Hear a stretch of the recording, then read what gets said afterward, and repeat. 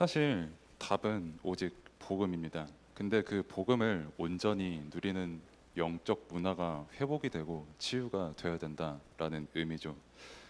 그리고 비대면 시대뿐만이 아니라 우리가 어느 시대를 맞이해도 우리가 어느 시대를 살아가도 답은 오직 단 하나, 오직 복음입니다. 그렇기 때문에 우리가 항상 영적 문화가 치유되어 있는 상태가 되어 있지 않고 또 반대로 영적 문화가 아닌 흑암 문화에 우리가 사로잡혀 있으면은 우리가 비대면 시대를 맞이하든 대면 시대를 맞이하든 어떤 시대를 살아간다고 할지라도 결국은 속을 수밖에 없게 되는 거죠.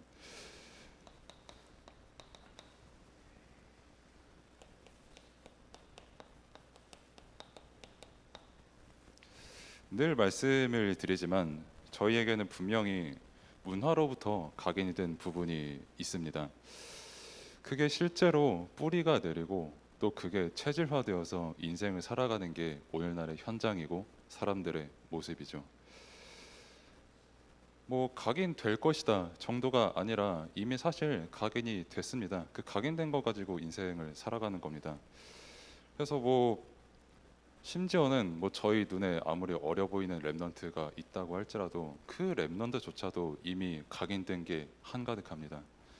그렇기 때문에 랩넌트가 됐던 장년이 됐던 아니면 청년의 나이가 됐던 아무 상관없이 복음이 아닌 다른 것으로 각인 뿌리 체질이 되어 있기 때문에 모든 영혼은 반드시 복음을 받아야 되는 것이고 복음으로 구원을 받아야 되는 것이고 그 영혼은 영적 문화를 반드시 회복하고 치유해야 되는 거죠. 그래서 그 각인된 게 가득한 문화 그리고 세상이라고 말씀을 드렸는데 그 문화가 갈등을 일으키는 문화입니다. 사실 갈등이 뭐냐라고 했을 때 복음이 아닌 모든 거는 결국 갈등을 일으킬 수밖에 없게 되는 거죠. 뭐 기본적으로 뭐 저와 아니면 다른 분께서 각인과 뿌리와 체질이 내용이 완전히 똑같을 수는 없습니다. 얼굴도 다르고 당연히 뭐 이름도 다르고 태어난 것도 다르고 심지어는 쌍둥이라고 할지라도 가지고 있는 기질이나 가지고 있는 어떤 내용들이 완전히 달라요. 그 각인과 뿌리와 체질이 다 다른데 그렇기 때문에 반드시 차이가 있기 마련이고 견해의 차이가 있기 마련이에요. 왜냐하면 각자 다른 문화를 가지고 있기 때문에요. 그래서 이 각자 다른 문화와 견해를 가지고 있는 사람들이 뭐 작게는 다툼이고 그게 사이즈가 커지면 점점 그게 전쟁으로 번져나가는 것을 저희가 역사를 통해서 그리고 성경을 통해서 확인을 하지 않았습니까? 복음이 아닌 다른 것을 숭상하고 숭배하는 사람들이 전쟁을 일으키고 그 전쟁에 휘말리고 일으키는 국가든 휘말리는 국가든 아무 상관없이 결국 우상 문화에 굴복하는 모습 성경에서 저희가 항상 볼 수 있는 그런 모습입니다. 복음이 없는 모든 그 문화권은 다 갈등에 가득 차 있는 현장이에요. 그래서 목사님께서 말씀하신 대로 다 자기 소견대로 다 자기 생각대로 살아가는 사람들이기 때문에 절대 의견이 일치할 수가 없습니다. 뭐 정치인 얘기를 잠깐 말씀해 주셨잖아요. 뭐 어느 정치인이 나와도 반드시 욕을 먹게 돼 있다. 이 사람 생각 다르고 저 사람 생각이 다른데 어떻게 그 정치인 욕을 안 먹을 수 있겠냐라고 말씀을 하셨고 사실 이 갈등은 어디든지 있습니다. 교회에도 있고 뭐 심지어는 다락방에도 있어요. 뭐 제가 저번에 말씀을 드렸던 것 같기는 한데 그 세계 랩넌트 대회 때 그 월십을 하지 않습니까? 그 율동 그 워십 가지고 저한테 뭐라고 하는 그런 말들이 잠깐 들려왔었어요. 개인적으로. 그래서 참 그분을 보면서 드는 생각이 그분의 의견은 제가 결론을 내면 그래요. 만약에 율동을 빠르고 어렵게 한다. 그러면 아니 왜 못 따라하게 율동 빠르고 어렵게 하냐? 느리게 한다. 아니 왜 대충 하냐? 율동 뭐 그냥 작년 똑같이 한다. 아니 왜 작년이랑 똑같이 하냐? 발전 안 하냐? 안 한다. 왜 안 하냐? 이렇게 하는 게 다 사람 생각이 다르고 갈등이 일으킬 수밖에 없는 그런 생각의 본질입니다. 뭐 율동만 그렇습니까?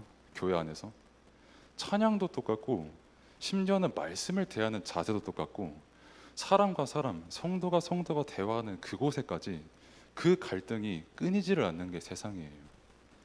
그 복음이 아닌 다른 게 각인되고 뿌리 되고 체질이 된 그것으로 말미암아서 복음으로 답이 안 나면은 갈등이 날 수밖에 없는 그런 현장인데,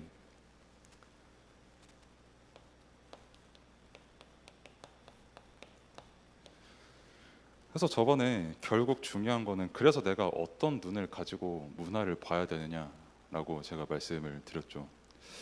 그래서 그 오직 복음 말씀의 렌즈로 내가 문화를 보지 못한다.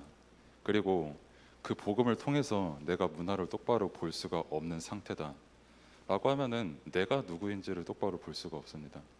내가 누구인지를 똑바로 볼 수 없기 때문에 상대방도 누군지 똑바로 볼 수가 없고요. 그래서 기준 없이, 말씀의 기준이 없이 각인뿌리 체질된 거에 계속 속을 수밖에 없다라고 말씀을 드렸죠. 그래서 뭐 단순히 뭐 어떤 상황이나 상태나 사람의 모습을 보고 야 저거 나쁘다, 좋다, 중독이다, 영적 문제다 이렇게 생각이 만약에 된다면 여기에 조금 점검을 한번 해보셔야 됩니다. 내 것 가지고 각인되고 뿌리 내리고 체질된 것 가지고 내가 혹시 사람을 말하고 있지는 않는가? 내 각인이 말씀에 앞서서 무언가 평가를 하고 있지는 않는지. 그렇기 때문에 내가 아무리 복음을 말한다고 해도 왜 갈등이 끊이지 않냐라고 했을 때 점검을 하셔야 되는 거예요. 내가 정말 복음과 말씀을 가지고 나를 바라보고 문화를 바라보고 있는지 점검하시면서, 오늘의 제목이 비대면 시대의 답입니다. 그래서 비대면 시대인 만큼 더욱더 각인과 뿌리와 체질화의 전쟁이 되어버렸어요. 사람이 얼굴과 얼굴을 맞대지 않는데도요, 온라인상에선 갈등이 더욱 심각해지고 있습니다. 나름대로의 바벨탑도 쌓고 있고요, 나름대로의 쾌락주의를 쫓고 있고요, 나름대로의 자기들의 세계관을 공유하지만 이 갈등과 문제와 저주와 재앙이 끊이질 않는 세상이에요. 사람과 사람이 안 만나면 이제 좀 다툼도 없어야 되지 않겠냐, 이제 조금 서로 이제 휴식도 하고 쉬고 자기 스스로 생각해 볼 시간을 가지게 되지 않겠냐 라고 하지만 갈등은 더욱더 끊이지 않는 세상이 됐습니다. 그래서 자칫하면은 성도도 여기에 속을 수 있다는 거예요. 왜 하나님께서 이런 비대면 시대를 허락을 하셨지? 왜 이 비대면 시대를 통해서 나에게 무언가를 깨닫게 하시는 게 거의 무슨 내용이지? 나는 지금 힘들고 어렵고 소위 말해서 진짜 죽겠는데 비대면 시대가 와가지고 힘들고, 왜 하나님께서는 이런 시간표를 허락을 하셨을까? 그 나에게 있는 그 각인과 뿌리와 체질이 대체 뭐길래 말씀을 믿고 말씀에 순종하고 비대면 때 오히려 하나님께 감사하는 것이 아니라 나에게 어떤 렌즈가 있길래 갈등에 함께 휘말리고 불신자와 똑같은 생각과 말을 하고 있냐 라는 것을 점검할 수 있는 아주 좋은 기회가 바로 비대면 시대예요. 즉 자신의 신앙과 자신의 영적 상태를 점검할 수 있는 좋은 시간표입니다. 그래서 이 비대면 시대 때 반드시 기억을 할 게 뭐냐면,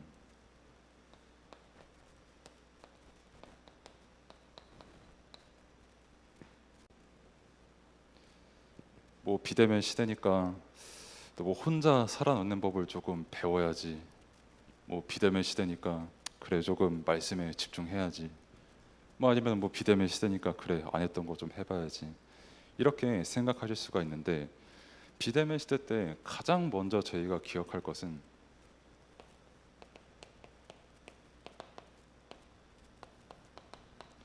하나님의 낯은 우리를 향해서 계십니다. 나는 비대면이에요. 근데 하나님께서는 우리를 항상 대면하십니다. 신자는 반드시 그걸 먼저 기억하고 항상 기억하고 그거를 언제든지 기억할 수 있는 그 영적 문화가 치유가 되어야 되는 거예요. 뭐 물론 사람과 사람이 눈으로 볼 때와 안 볼 때와는 감정의 교류가 분명히 다릅니다. 그렇기 때문에 전달할 수 있는 내용의 어떤 한계치도 다르고 내용도 다를 수가 있어요. 내용 자체도. 그래서 실제로 눈과 눈으로 바라보는 게 너무 중요한 것도 맞아요. 대면을 통해서. 하나님께서 사람의 눈을 그냥 창조하신 건 아니거든요. 올바로 쳐다보고 하나님께서 창조하신 것을 쳐다보면서 그 은혜를 기억하고 말씀을 기억하고 말씀을 묵상하며 그 모든 것을 은혜로 누릴 수 있도록 주신 것 중 최고의 선물 중 하나가 바로 눈인데, 근데 그렇다면 이 비대면 시대 때 더 중요한 게 뭐냐? 내가 눈으로 저 사람을 보고 다른 사람을 만나서 감정 교류를 하는 그것보다 더 중요한 게 뭐냐라고 했을 때 하나님께서 나를 지금 대면하고 계신 겁니다. 말씀으로 대면하고 계세요. 그리고 우리는 말씀으로 항상 하나님을 대면하고 있는 거예요. 세상 사람들은 비대면이라고 하지만 그리스도를 믿는 모든 구원받은 사람들은 이미 하나님과 최고의 대면을 지금 이 순간에도 말씀으로 하고 있는 겁니다. 그래서 세상은 되게 불안하거든요. 그 비대면이. 왜 세상이 그렇게 미디어를 찍어내고 뉴스를 찍어내고 뭐 만화 같은 거를 찍어내고 게임을 찍어내고 왜 그런 줄 아십니까? 사람들이 비대면이라서 불안하거든요. 그냥 가만히 행복해야 될 사람이 그게 정상인데 실제 사람의 영적 상태가 그럴 수가 없거든요.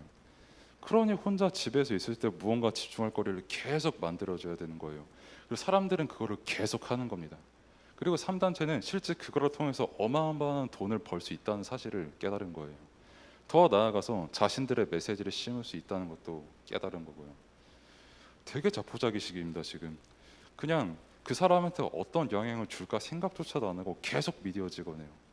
중독될 만한 거, 쾌락을 얻을 만한 거, 더 자극적인 거 계속 찍어냅니다. 대면 시대 때보다 비대면 시대 때 미디어가 실제로 훨씬 자극적인 내용이 됐다는 건 누구라도 다 알 거예요. 왜? 불안하거든요. 비대면 시대가. 하지만 구원을 받은 하나님의 자녀는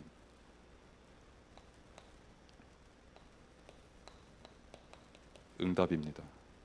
하나님이 함께 하시니까요. 아까도 말씀드렸지만은 저희는 지금 이 순간에도 하나님과 대면하고 있는 겁니다. 말씀으로 대면하고 있고 기도로서 대면하고 하나님께서 은혜로 저희에게 낯을 두시는 거예요. 그러면서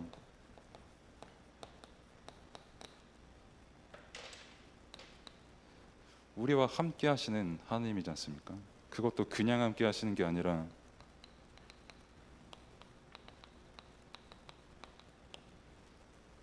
영세전부터 영원까지 함께 하시는 하나님입니다. 그래서 우리는 비대면이 아니라 비대면과 대면을 초월하는 그 실제 영적인 비밀을 저희는 갖고 있는 거예요. 말씀을 통해서 갖고 있을 수 있고 실제 갖고 있는 거고 이 내용을 모르면은 불안할 수밖에 없게 되는 거죠. 하나님의 말씀이 아니기 때문에. 그 하나님께서 중요한 것은 지금 우리와 함께 하십니다. 뭐 어제 함께 하시고 오늘 함께 안 하시고 내일은 그래도 월요일이니까 빡세니까 조금 함께 해 주시겠지, 이게 아니라 영세전부터 영원까지 그리고 지금 이 순간 동일하게 함께 계십니다. 그렇기 때문에 세상은 비대면이라고 말하지만 우리는 그걸 아득히 초월할 수 있는 무한한 하나님의 은혜를 말씀과 기도로서 누릴 수 있는 거예요. 왜? 하나님께서 우리와 함께 해주시기 때문에요. 그것도 지금 이 순간 함께 해주시고 미래에도 이미 함께 하시는 그 언약을 완전히 이루셨고 그거를 영세전부터 작정하신 거예요. 하나님께서 그 완전하고 놀라운 복음을 우리가 은혜로서 말씀으로서 받는 지금 이 시간표가 이 비대면 시대에 완전한 그리고 영원한 해답이 되는 겁니다. 그래서 이런 비대면 시대를 통해서 또 저희가 참고를 해야 될 게 있죠. 하나님께서 함께 하시고 하나님께서 지금 이 순간에도 나를 대면하신다라는 이 말씀의 내용을 기억하면서 확인하셔야 될 게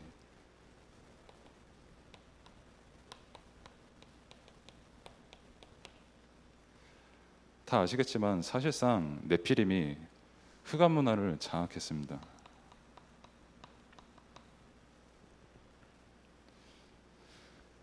네피림이 다른 사람들이 아닙니다. 세상에 쾌락을 쫓는 자들이에요. 그 누구보다도 내가 저 사람보다 앞서기 위하여서는 살인도 마다하지 않는 사람들이 네피림이에요. 내가 하나님을 어떻게 믿고 이 세상의 답이 무엇인가 일절 관심도 없고 그저 내가 조금 더 쾌락을 즐길 수 있고 내가 조금 더 많이 가질 수 있는 그것을 사모하는 사람들이 바로 네피림입니다. 근데 그 문화가 지금 이 비대면 시대의 문화를 장악을 한 거예요. 그래서 이런 부분을 생각을 하면서 뭐 미디어 이쪽은 다들 아실 테니까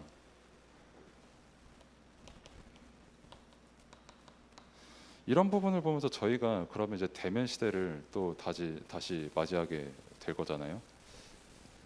참 너무 감사하게 목사님께서 마스크를 벗고 이렇게 강단 말씀을 하시는 부분을 보면서 너무 감사하더라고요. 이제 대면이 되겠구나. 나는 언제 마스크 벗을 수 있을까 생각도 잠깐 하게 되고, 일단 9월 11일에 1차 접종 맞기는 하는데 그래서 계속 기도는 하고 있습니다만, 그래서 아무튼 그 대면 시대가 언제 올지는 하나님만 아십니다. 생각보다 이 비대면 시대가 되게 엄청 오래 갈 수도 있고요.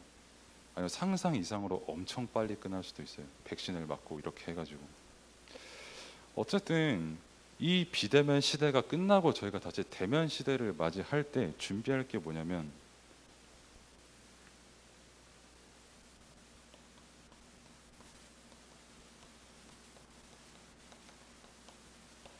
말씀 시스템 분명히 굳게 세워야 됩니다. 생각을 해보세요. 다들 비대면에 있다가 딱 대면이 됩니다. 그럼 솔직히 신나고 반갑거든요. 그러면 이제 아이고 오랜만입니다. 뭐 그간 평안하고 무탈하고 안녕하셨습니까? 이렇게 인사를 하는 와중에 잘못되면 이게 말씀이 손실될 수가 있어요. 각자 자기 나름대로 비대면에서 경험을 쌓았잖아요. 비대면 속에서 자기 나름대로 문화를 쌓았을 겁니다. 근데 만약에 그게 주류가 돼서 말씀의 소통이 잊혀지고 그 비대면 때 자기가 겪었던 그게 먼저 소통이 되는 그런 시스템으로 된다면 한순간 교회에 굉장히 혼란이 올 수도 있어요. 그래서 저희는 먼저 이거를 대비를 해야 된다는 겁니다. 모든 비대면에 있는 성도님들께서 딱 대면을 했을 때 뭐 물론 세상 얘기도 중요하고 자기 개인 얘기도 중요하고 다 중요하지만 너무나도 반갑고 평안한 마음에서 말씀이 소통돼야 돼요. 딱 대면을 했을 때 하나님께서 그걸 비대면을 통해서 우리에게 그 응답을 주신 것이고, 실제 하나님께서 가장 기뻐하시는 게 바로 이겁니다. 강단 말씀에서도 말씀 주셨지만은 만약에 내가 비대면에 있다가 대면으로 왔는데 복음의 말씀으로 소통이 되는 게 아니라 다른 것으로 내가 소통한다, 다른 색깔을 입고 내가 왔다 하면 사실상 본질상 그건 거짓 사도와 다를 바가 없게 되는 거예요. 너무 중요한 부분입니다. 우리는 그냥 단순히 비대면에서 대면 됐으면 좋겠다 이게 아니라, 대면 됐을 때 그 순간에도 나는 하나님의 말씀, 오직 복음의 말씀을 붙잡고 사모하고 교회 나가서 하나님께 찬양과 영광을 올려드리겠다 라는 그 영적인 규모가 준비가 되어야 돼요. 또 하나님께서는 그걸 위해서 우리에게 비대면 시대를 허락을 하신 겁니다. 이런 맥락에서 함께 비대면도 저희가 준비를 해야 될 게,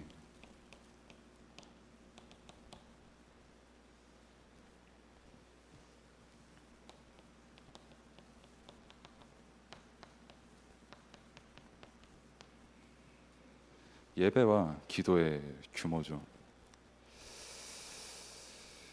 제가 이제 신학교 이제 개강을 해서 뭐 사흘 전에 류광수 원장님께서도 잠깐 강의를 해주셨는데 그렇게 말씀을 하시더라고요. 참 개인적으로 많이 묵상을 했던 말씀이었는데, 만약에 성도가 이 비대면 상황에서 기도를 하지 못한다면 사실상 복음 모르는 상태와 상태적으로는 같다고 말씀하시더라고요.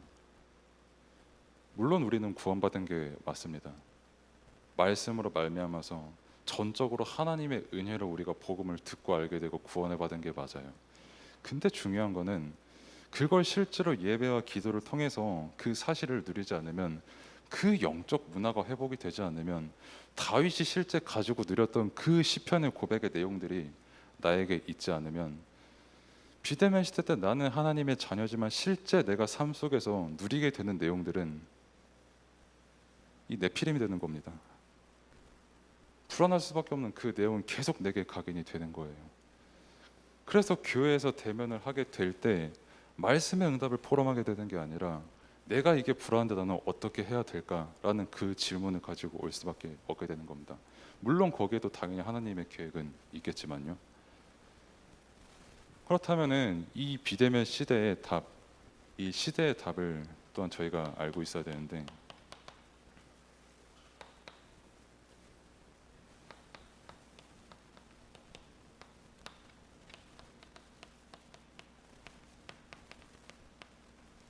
말씀이 각인된 성도, 그리고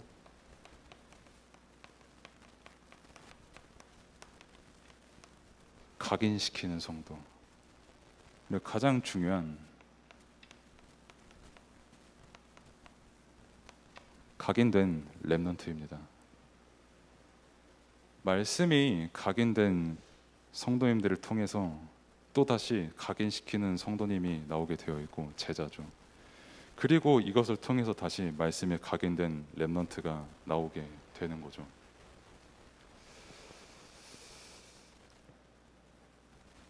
모든 성도님들께서 반드시 꼭 각인이 되어야 되는 게 오직 복음의 말씀입니다. 이거는 100번, 1000번, 만번 제가 말씀을 드려도 부족하기 그지없어요. 너무나도 중요하고 하나님께서 우리의 존재를 허락을 하신 것과 교회를 허락하신 것과 지금 이 예배 자리 허락하신 모든 것의 이유가 복음을 깨닫는 거에 있는 것이고 그 복음 안에서 하나님께 예배를 드리는 게 목적이고 그 비밀로 237 모든 곳에 이 오직 복음을 전달하는 것에 하나님의 계획이 있는 거 아닙니까? 그래서 말씀이 각인이 되지 않으면 아까 제가 서론에 말씀드렸듯이 이 내용이 다 속아요. 분명히 내 입은 복음을 말하고 있고 나는 말씀을 분명히 들었는데 여기에 속습니다. 내 각인 뿌리 체질에 대해서. 내가 말씀을 듣는데 내 생각을 가지고 말씀을 듣게 돼요. 내가 남을 평가하는데 남을 평가를 하는 내 생각을 이후에 말씀을 접목을 시키게 되어버립니다. 그래서 꼭 점검을 하셔야 돼요. 비대면 시대일수록 더욱더 점검을 하셔야 됩니다. 대면 시대를 우리가 다시 맞이해야 되기 때문에 그때 하나님께서 우리에게 주신 그 응답의 흐름을 타기 위해서 반드시 비대면 시대 때 점검을 하셔야 됩니다. 그래서 말씀으로 나 자신을 바라보는 성도, 그 말씀으로 바라본 나를 다시 전달하고 전도하는 그 성도, 그리고 그게 각인되는 렘넌트 아닙니까? 정말 솔직히 제가 말씀을 드리고 싶으면 이 렘넌트 어떻게 바라보십니까? 말씀으로 내가 지금 바라보고 있는지 아니면 나의 각인뿌리 체질로 바라보고 있는지 꼭 점검하셔야 돼요. 뭐 흔히들 말해서 뭐 제가 렘넌트들을 자주 보니까 말씀을 드리지만은 뭐 예를 들어서 이 렘넌트가 정말 제 말을 잘 듣고 말씀을 정말 잘 필기하고 포럼도 정말 잘하고 그래서 누가 봐도 야 너는 진짜 응답받는 렘넌트다 라고 제가 만약에 키워냈다고 하면은 그게 제 사명을 다한 겁니까? 그럼 반대로 얘는 말씀 진짜 안 듣고 말도 지지리도 안 듣고 뭐 오랜만에 연락하면은 카톡은 읽지도 않고 전화하면 예 이러고 그런 렘넌트가 있으면은 저는 제 사명을 감당을 못한 겁니까? 그거 자체가 상관이 없다는 거예요. 우리가 렘넌트를 바라볼 때 기준은 오직 복음의 말씀입니다. 그러니까 눈에 보이는 그 각인 뿌리 체질 이후에 말씀을 적용시키는 그것을 반드시 영적 문화 속에서 치유를 받는 그 시간표로 저희가 인도를 받아야 된다라는 거예요. 그러면은 그 렘넌트를 바라볼 때 그 어떤 렘넌트는 말 잘 듣고 어떤 렘넌트는 말 안 들으니까 그러면은 말 안 듣는 렘넌트 보고 아니 그러면은 얘 보고 뭐 방종하라는 말입니까? 얘 보고 그럼 내버려두란 말입니까? 이 말씀이 각인된 사람이 그 렘넌트에게 답을 줄 수가 있는 겁니다. 이 렘넌트가 흔들려도 너는 하나님의 자녀 그리스도를 믿는 그 믿음에서 자라는 렘넌트다라고 답을 줄 수 있는 거고 반대로 아주 엘리트인 렘넌트에게도 똑같이 마찬가지로 너의 그 엘리트의 삶의 목적은 다른 것이 아니라 오직 복음으로 세상을 살리는 거에 있는 거다라고 전달을 할 수 있는 그 말씀에 각인된 성도가 하나님께서 원하시는 그 성도고 세상을 살리는 실제 답이 되는 거예요. 뭐 내 생각 가지고 렘넌트 바라보고 그럴 시간표가 아닙니다. 지금 오늘 학원 복음에 나온 그 사무엘만 봐도 저희가 확인을 할 수 있지 않습니까? 사무엘 어렸을 때부터 성막에 살았습니다. 지금으로 말할 것 같으면 아주 어릴 때부터 교회에서 평생을 살았던 렘넌트예요. 근데 그 다윗을 보러 갔을 때 그 상황을 보세요. 순간 다윗의 형들을 보고 아 쟤들 진짜 잘생기고 멋있고 좀 키도 좀 크다. 하나님께서 저 사람을 택하셨다 라고 생각할 만큼 사무엘의 그때 당시의 눈은 생각보다 되게 육신적이었어요. 그러면 하나님께서 그 사무엘 안 쓰셨습니까? 사무엘을 통해서 하나님께서 미스바 운동을 일으키셨잖아요. 우리는 우리 기준 다 바꿔야 됩니다. 오직 복음이 하나님의 기준입니다. 내가 봤을 때 저 랩런트가 지금 허약하고 빈약하고 뭔가 중독된 것 같고 반대로 엘리트인 것 같고 그거 아무 상관없다니까요. 복음 편집 때는 그게 가장 중요한 거예요. 하나님께서는 어떤 방식으로 어떤 방법으로 저 랩런트에게 지금 복음 깨닫게 하시는 건지 모릅니다. 그래서 우리는 랩런트에게 더욱더 확실하게 답을 줄 수가 있는 거예요. 말씀이 편집이 됐으면. 눈에 보이는 모습 가지고 조금 내가 봤을 때 마음에 들면은 너 좀 말 잘 듣는구나 칭찬해주고 이게 아니라 하나님께서 기뻐하는 게 뭔지를 아는 그 성도님께서는 그 랩런트에게 가장 필요한 말씀을 하나님께서 가장 기뻐하시는 형태로 전달할 수가 있게 되는 겁니다. 뭐 영적 문제 있습니까? 그 랩런트가 하나님 자녀잖아요. 하나님께서 구원하실 랩런트입니다. 그것을 믿는 성도님은 그 랩넌트의 지금 병들고 허약한 모습보다 하나님의 능력이 더 지극히 커 보일 수밖에 없을걸요. 그 비대면 속에서 사람들이 다 속고 죽어가는 현장 속에서 하나님께서는 지금도 은혜로 우리에게 낯을 보시고 우리와 함께 하시고 우리와 대면하시고 지금 이 순간 우리와 말씀으로 함께 하시는 그 은혜가 있는데 그것으로 우리가 랩넌트를 바라봐야 된다는 거죠. 그리고 그게 랩넌트의 각인이 되어야 된다는 겁니다. 그리고 그 이전에 모든 성도님들이 그게 먼저 각인이 되어야 된다라는 거예요. 이 비대면 시대 속에서 말이죠. 그래서 말씀 편집된 사람이 나를 포함해서 랩넌트 제대로 살릴 수 있는 겁니다. 내가 아무리 좋은 내용 가지고 있고 내가 아무리 좋은 어떤 시스템을 가지고 있다고 해도 위기를 만났던 아니면은 뭐 굉장히 어떤 성공을 맞이하고 있는 랩넌트든 아니면 그냥 조용히 있는 랩넌트건 아무 상관없이 그 랩넌트에게 담대하게 말씀을 전파할 수가 있는 거예요.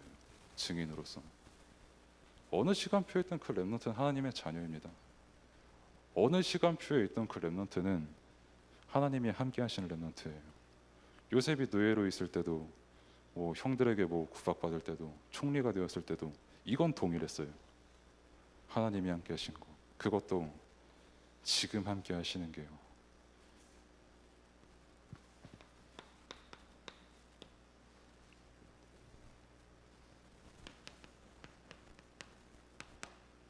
그래서 흐름을 저희가 알아야 됩니다. 그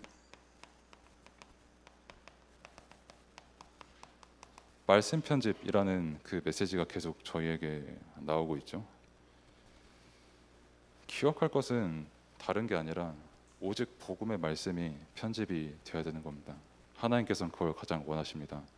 강단에서도 계속 말씀하시지 않습니까? 왜 거짓 사도들이 왜 거짓 사도인 줄 말씀해 주셨잖아요. 그 사람들은 복음이 편집되질 않았어요. 많은 성경의 지식도 갖고 있고 언변에도 되게 능했고 실제 사람들을 이끌 수 있는 통솔력도 있는 그 사람들이 복음의 말씀이 편집되질 않았어요. 그래서 쓰러져가는 랩런트나 쓰러져가는 성도님들에게 보고 너는 왜 그렇게밖에 못하냐?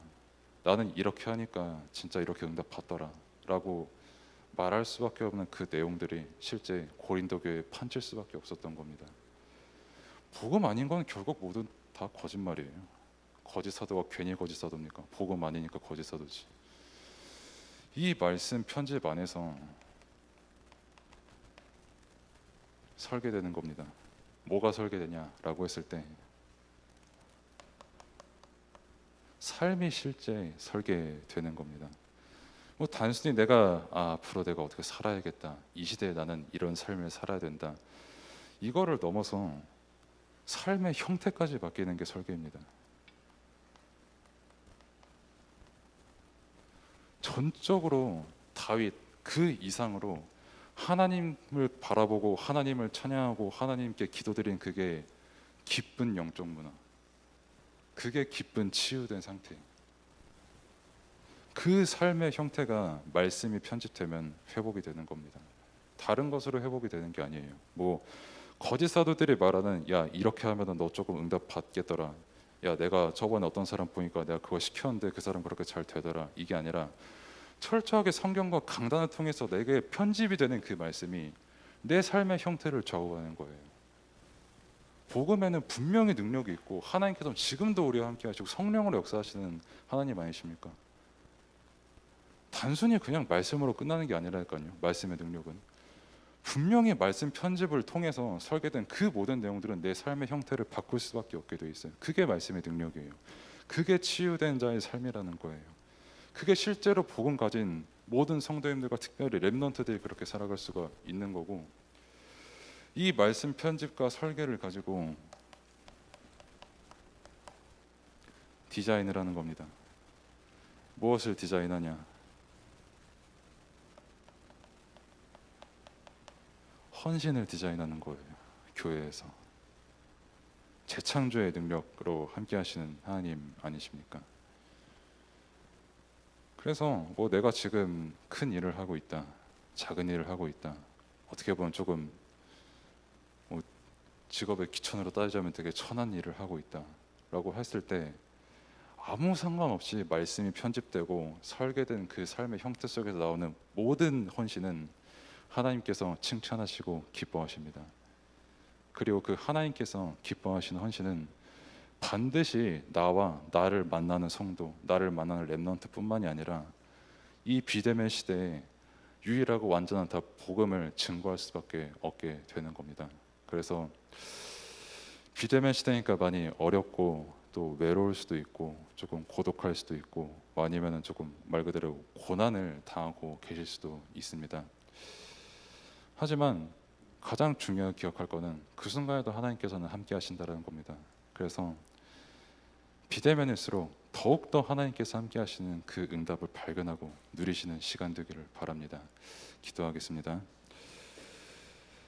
하나님 감사합니다. 세상은 비대면 시대라고 하고 언택트 시대라고 이름까지 붙였지만, 그러나 구원받은 우리는 영원히 함께 하시는 그 하나님으로부터 말미암아 항상 힘을 얻고 감사와 은혜를 얻고 복음 안에서 날마다 말씀의 응답들을 발견해 나가는 저희인데, 그렇기 때문에 언택트 상황 속에서 불안하여 그것을 가지고 문화를 만들어내고 각인뿌리 체질을 만들어내는 그것에 속는 것이 아닌 더욱더 큰 깊은 하나님의 은혜의 내용과 말씀과 복음을 깨닫는 시간 될 수 있도록 하나님께서 은혜를 베풀어 주옵소서.